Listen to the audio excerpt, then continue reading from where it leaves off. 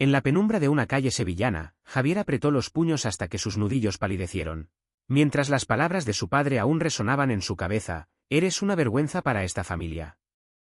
La brisa cálida de la noche no pudo calmar el fuego que ardía en su pecho, un fuego que no era solo rabia, sino el peso de un secreto que había guardado demasiado tiempo. Frente a él, Mateo, su amor prohibido, lo miraba con ojos que suplicaban no rendirse. Pero Javier sabía que el mundo que los rodeaba no estaba listo para aceptarlos. Sevilla, con su aroma a azahar y sus calles que parecían susurrar historias de siglos, era el hogar de Javier Morales, un joven de 25 años que cargaba con el orgullo de su familia como si fuera una losa. Su padre, Antonio, era un respetado comerciante de la ciudad, un hombre de tradiciones arraigadas que veía en su hijo mayor al heredero de su legado. Pero Javier no era el hijo que Antonio imaginaba. Desde adolescente, supo que su corazón latía por hombres, un secreto que guardó con celo hasta que, un año atrás, su relación con Mateo Salazar, un artista de 24 años con un alma tan libre como sus pinceladas, salió a la luz. La noche en que Antonio los descubrió, la casa Morales tembló. Los gritos de su padre resonaron por los pasillos, y su madre, Carmen, lloró en silencio, incapaz de mirarlo a los ojos. «No eres mi hijo», le había dicho Antonio, y esas palabras se clavaron en Javier como un cuchillo. Pero lo que más le dolió fue el silencio de su hermano menor, Diego, de 22 años, el chico risueño que siempre lo había admirado. Diego no dijo nada, solo bajó la mirada, y esa traición silenciosa fue más cruel que cualquier insulto. Javier se mudó a un pequeño apartamento en el barrio de Triana, cortando casi todo contacto con su familia. Mateo, con su optimismo inquebrantable, lo acompañó en cada paso, convirtiéndose en su refugio. Juntos, soñaban con un futuro donde no tuvieran que esconderse, donde pudieran caminar de la mano bajo las luces de la feria de abril sin temor a las miradas. Pero Sevilla, aunque hermosa, era un lugar donde las tradiciones a veces pesaban más que el amor. Una noche, mientras Javier y Mateo compartían una botella de vino en su pequeño balcón, el teléfono de Javier vibró. Era un mensaje de Carmen: «Diego ha desaparecido. Por favor, vuelve a casa». El mundo de Javier se detuvo. Diego, su hermano, el que una vez fue su mejor amigo, había desaparecido sin dejar rastro. La culpa y el miedo se apoderaron de él. ¿Y si Diego se había ido por su culpa? ¿Y si las tensiones en la familia lo habían empujado a algo desesperado? Sin dudarlo, Javier tomó su chaqueta, y con Mateo a su lado, regresó a la casa que lo había desterrado. Al llegar, encontró a su madre destrozada, con ojeras que delataban noches sin dormir. Antonio, en cambio, estaba rígido, con la mandíbula tensa, como si culpara al mundo entero por la desaparición de su hijo menor. «No te necesitamos aquí», gruñó Antonio al ver a Javier, pero Carmen lo interrumpió: «Es nuestro hijo, Antonio. Y Diego lo necesita». Javier ignoró las palabras de su padre y se puso a trabajar. Revisó las pertenencias de Diego, buscando pistas. Encontró un cuaderno lleno de dibujos y notas, algo que no esperaba de su hermano, siempre tan reservado. Entre las páginas, había un nombre recurrente: Lucía, una chica que, según las notas, trabajaba en un bar del centro. También había una dirección garabateada, un lugar en las afueras de Sevilla, cerca del río Guadalquivir. Con Mateo a su lado, Javier decidió seguir esa pista. La noche los llevó a un bar oscuro, lleno de humo y risas estridentes. Lucía, una joven de unos 20 años con el cabello teñido de rojo, los miró con desconfianza cuando preguntaron por Diego. «No lo he visto en días», dijo, pero sus ojos esquivaban los de Javier. Algo no encajaba.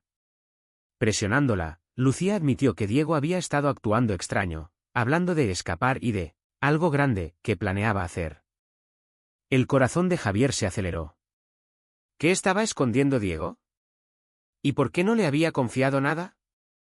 La culpa lo carcomía, pero Mateo, siempre su ancla, le apretó la mano. «¿Lo encontraremos, Javi?» Juntos, susurró. Esa noche, mientras conducían hacia la dirección del cuaderno, Javier sintió una chispa de esperanza.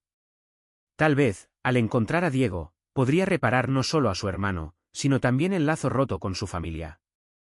Pero lo que no sabía era que la desaparición de Diego era solo el comienzo de una verdad mucho más oscura, una que pondría a prueba su amor, su valentía y su capacidad de perdonar. La carretera hacia las afueras de Sevilla era un hilo negro que se perdía en la noche, iluminada solo por los faros del viejo coche de Javier. Mateo, sentado a su lado, trazaba con el dedo los garabatos del cuaderno de Diego, buscando alguna pista más. ¿Crees que Diego se metió en problemas?, preguntó Mateo, rompiendo el silencio. Javier no respondió de inmediato, sus manos apretaban el volante como si quisiera estrujar las respuestas de él. No lo sé, dijo finalmente, pero si está en peligro, no me lo perdonaré nunca. Llegaron a una vieja casa junto al río, un lugar que parecía olvidado por el tiempo. Las ventanas estaban tapiadas, y el aire olía a humedad y metal oxidado. Javier llamó a la puerta, pero nadie respondió. Mateo, con su instinto artístico, notó un candado roto en una ventana lateral. Por aquí, susurró, y ambos entraron con cautela. El interior era un caos, muebles volcados, papeles esparcidos, y un olor a tabaco rancio que impregnaba todo. En una esquina, Javier encontró una foto arrugada de Diego con un hombre desconocido, ambos sonriendo frente a la Catedral de Sevilla. El descubrimiento los dejó helados. ¿Quién era ese hombre? ¿Y por qué Diego nunca lo había mencionado? Mientras revisaban más papeles, encontraron un recibo de un club nocturno en el centro, un lugar conocido por ser un punto de encuentro para la comunidad LGBT de Sevilla. Javier sintió una punzada en el pecho. ¿Diego había estado explorando su propia identidad en secreto? ¿Era eso lo que lo había llevado a desaparecer? Decidieron ir al club esa misma noche. El lugar estaba lleno de luces neón y música pulsante. Javier, con su figura imponente, atrajo miradas, pero él solo tenía ojos para las respuestas. Preguntaron por Diego, mostrando la foto, y un camarero, un chico joven con tatuajes en los brazos, asintió lentamente. Lo vi hace unas noches. Estaba con un tipo, Raúl. No me gustó su vibe. ¿Parecía? Peligroso. El nombre de Raúl los llevó a un callejón trasero, donde encontraron a un hombre que coincidía con la descripción, alto, con una cicatriz en la mejilla y una mirada que cortaba como vidrio. Raúl no estaba solo, dos hombres más lo acompañaban, y la tensión en el aire era palpable. Javier, sin pensarlo, se enfrentó a él. ¿Dónde está mi hermano?, exigió, su voz temblando de rabia. Raúl sonrió, burlón. Tu hermano se metió donde no debía. Si lo quieres de vuelta, trae dinero. ¿Mucho? Mateo intentó calmar a Javier, pero la furia lo cegaba. Antes de que pudiera lanzarse contra Raúl, uno de los hombres lo golpeó, y todo se volvió negro. Cuando despertó, estaba en el coche, con Mateo al volante, alejándose a toda velocidad. Tenemos que ser más listos, Javi, dijo Mateo, con lágrimas en los ojos. No podemos perderte a ti también. De vuelta en el apartamento, Javier se derrumbó. La idea de que Diego estuviera en manos de alguien como Raúl lo destrozaba. Pero Mateo, con su calma característica, lo abrazó. No estás solo en esto. Vamos a encontrarlo, pero tenemos que pensar con claridad. Juntos, comenzaron a planear. Usaron las redes sociales de Diego, buscando mensajes, contactos, cualquier cosa que los guiara. Encontraron un perfil que Diego seguía obsesivamente, un activista local que organizaba eventos para jóvenes LGBT en Sevilla. El activista, Alejandro, los recibió en un café al día siguiente. Era un hombre de unos 30 años, con una energía cálida pero firme. Les contó que Diego había acudido a él semanas atrás, buscando ayuda para aceptar su sexualidad. Estaba asustado, pero también decidido, dijo Alejandro. Quería contárselo a su familia, pero algo lo detuvo. Mencionó a un tipo, Raúl, que lo estaba presionando con algo turbio. Creo que Diego intentaba protegerlos a ustedes. Javier sintió que el suelo se desvanecía bajo sus pies. Diego, su hermano pequeño, había estado luchando solo, mientras él se ahogaba en su propia culpa. Pero no había tiempo para lamentarse. Alejandro les dio una nueva pista, un almacén abandonado donde Raúl solía reunirse con su gente. Era peligroso, pero Javier y Mateo sabían que no tenían otra opción. Esa noche, armados solo con su determinación, se dirigieron al almacén, sin saber que lo que encontrarían allí cambiaría todo lo que creían saber sobre Diego, sobre ellos mismos y sobre el amor que los unía. El almacén era un esqueleto de metal y sombras, iluminado solo por la luz pálida de la luna que se colaba por las grietas del tejado. Javier y Mateo avanzaron con sigilo, sus pasos resonando en el suelo polvoriento. Cada crujido los ponía al borde del pánico, pero la imagen de Diego en peligro los empujaba a seguir.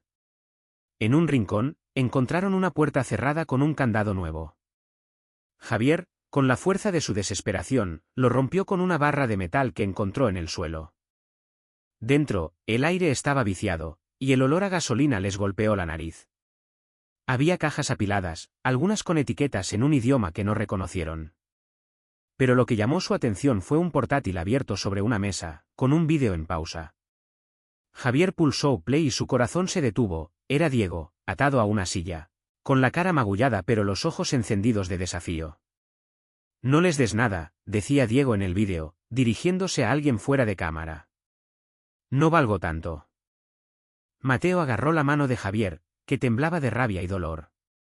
¿Qué están haciendo con él?, susurró Mateo, pero Javier no podía responder. Su mente estaba atrapada en la imagen de su hermano, tan valiente y tan frágil al mismo tiempo.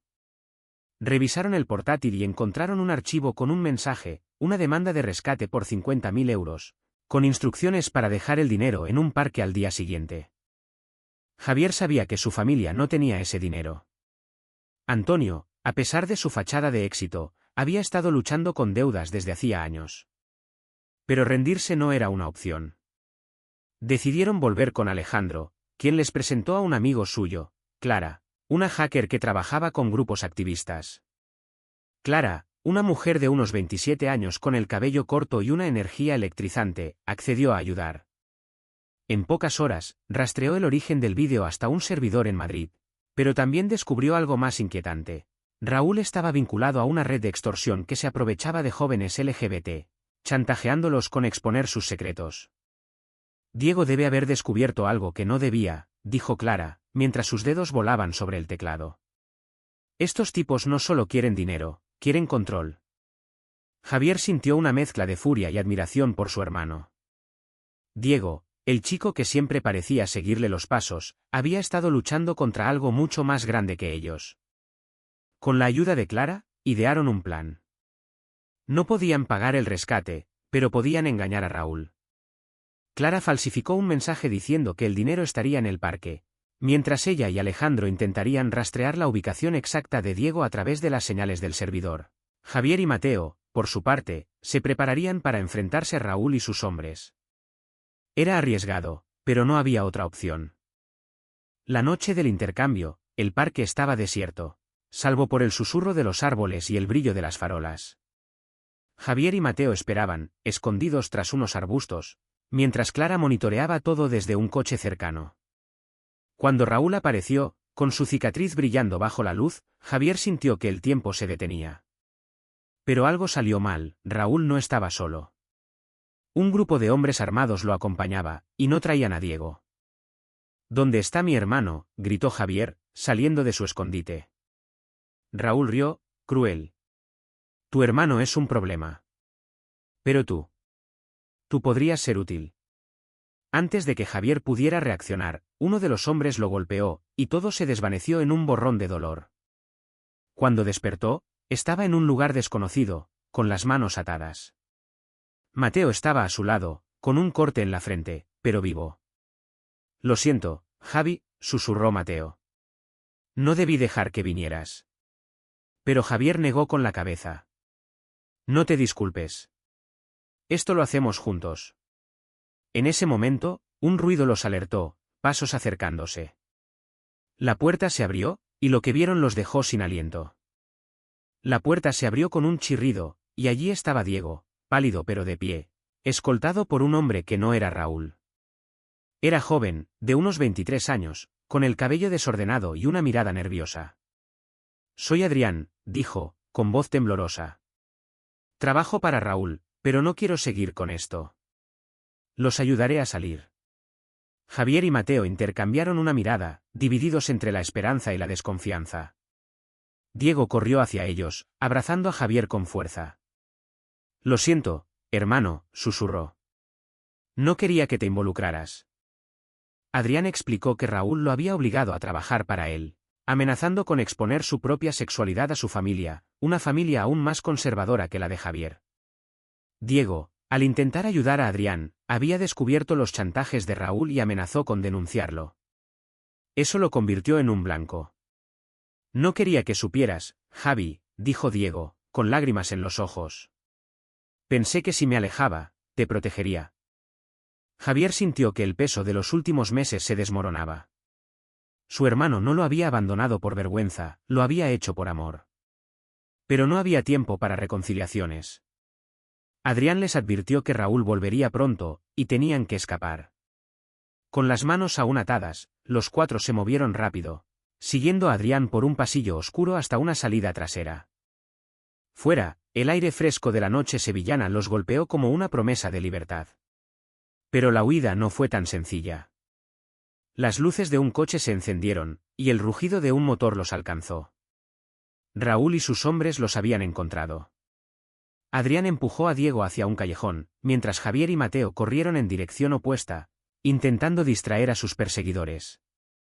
«No te separes de mí», gritó Javier a Mateo, agarrando su mano con fuerza. La persecución los llevó por las calles estrechas de Sevilla, entre sombras y farolas. Javier, con su fuerza física, derribó a uno de los hombres de Raúl, pero sabía que no podrían correr para siempre. Mateo, más rápido de reflejos, los guió hacia el río, donde encontraron un pequeño bote amarrado.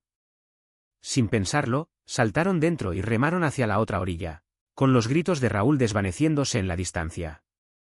En la seguridad relativa de la otra orilla, Javier, Mateo, Diego y Adrián se detuvieron a recuperar el aliento. Diego rompió el silencio. «Javi, necesito contarte todo». Explicó cómo, tras descubrir su propia bisexualidad, había intentado enfrentarse a su verdad, pero el miedo al rechazo de su familia lo paralizó.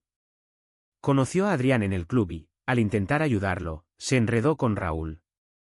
«Quería ser valiente, como tú», dijo Diego, mirando a Javier con admiración. Javier sintió un nudo en la garganta. «Nunca dejé de quererte, Diego. Siento no haber estado ahí». Mateo, siempre el mediador, sugirió que buscaran refugio con Alejandro y Clara. Juntos, podrían decidir qué hacer con Raúl y su red de extorsión. La noche terminó con los cuatro escondidos en un piso franco de Alejandro, planeando su próximo movimiento. Clara, con su habilidad tecnológica, descubrió que Raúl no actuaba solo. Había una red más grande, conectada a figuras influyentes en Sevilla, que se beneficiaban del miedo y la extorsión. «Si queremos parar esto, tenemos que ir por ellos», dijo Clara, con una determinación que inspiró a todos.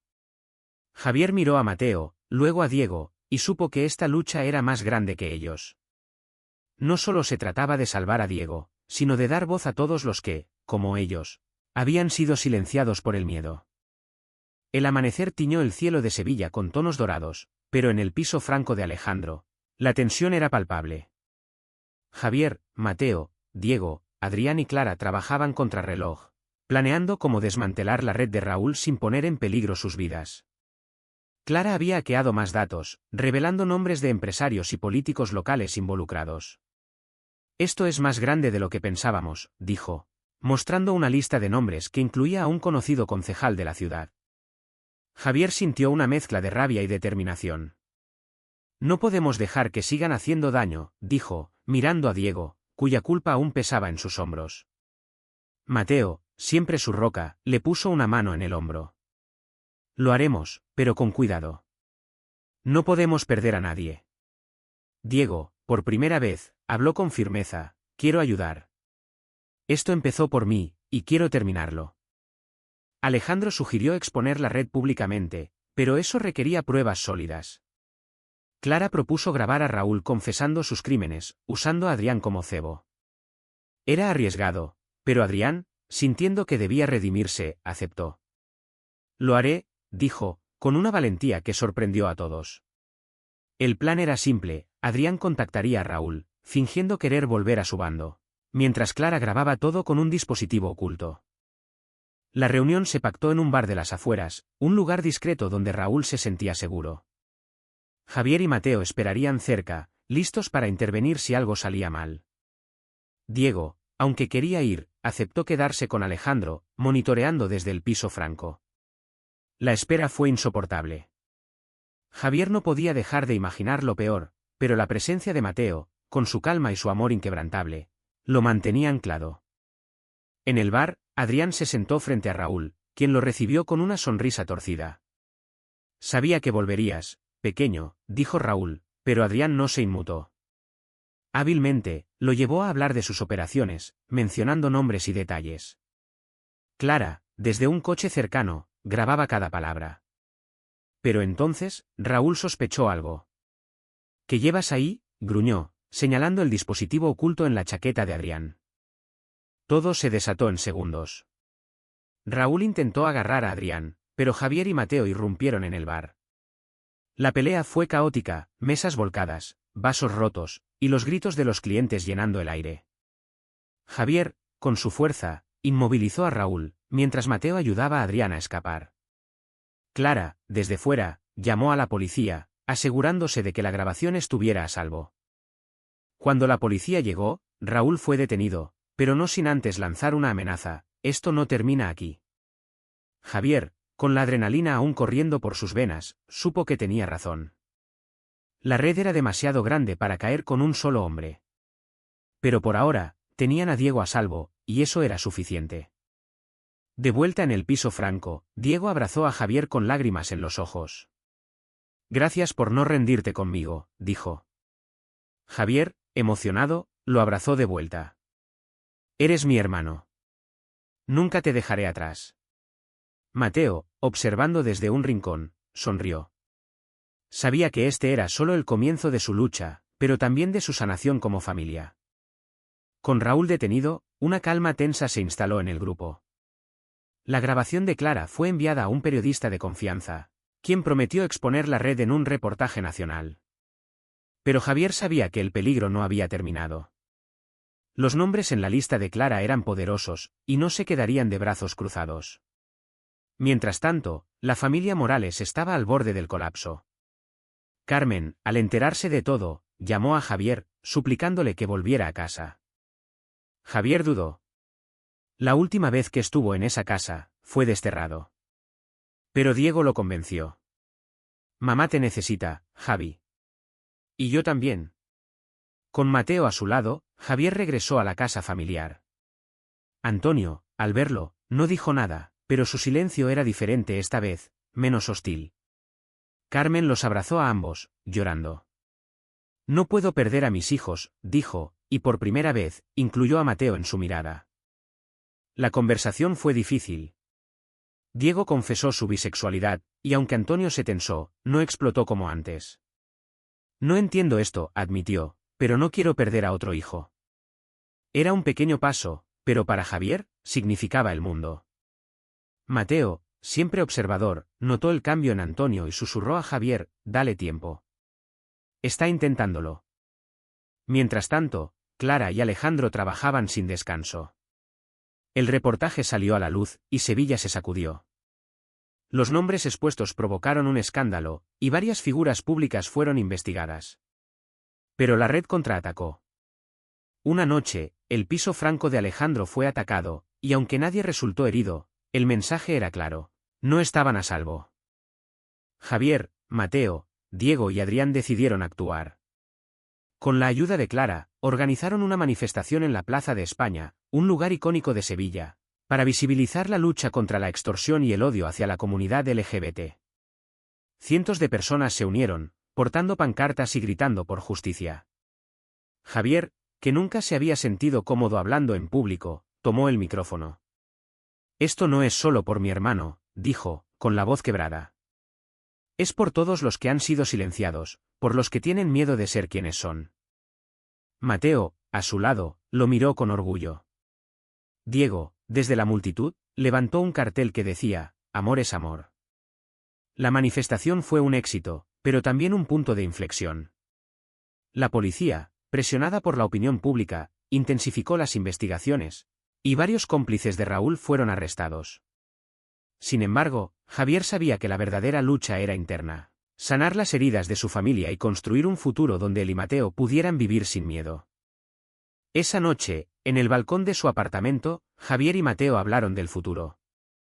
Quiero que construyamos algo juntos, dijo Mateo, con los ojos brillando. No solo una vida, sino algo que ayude a otros como nosotros. Javier asintió, sintiendo que, por primera vez, el peso en su pecho era más ligero. Los días siguientes fueron un torbellino. La manifestación en la Plaza de España inspiró a muchos, pero también atrajo la atención de quienes querían mantener el status quo. Javier y Mateo recibieron amenazas anónimas, pero no se dejaron intimidar. Con Diego, Adrián, Clara y Alejandro, formaron un grupo de apoyo para jóvenes LGBT en Sevilla, un espacio donde pudieran sentirse seguros y aceptados.